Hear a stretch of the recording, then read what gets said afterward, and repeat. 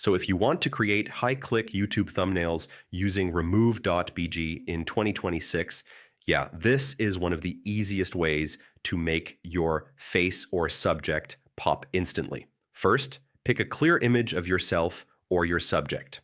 Good lighting and a sharp expression work best for thumbnails. Next, upload your image to Remove.bg. It will automatically remove the background in just a few seconds. Now, check the cutout. Make sure your face or subject is cleanly separated from the background. If anything looks off, use the edit tool to refine edges so your subject looks sharp and professional. Next, add bold backgrounds like red, yellow, or gradient colors. These help your thumbnail stand out on YouTube.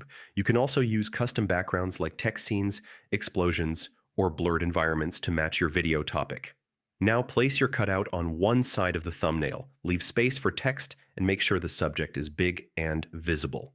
Finally, download your PNG file and import it into tools like Canva or Photoshop to finish your thumbnail design. And that's it.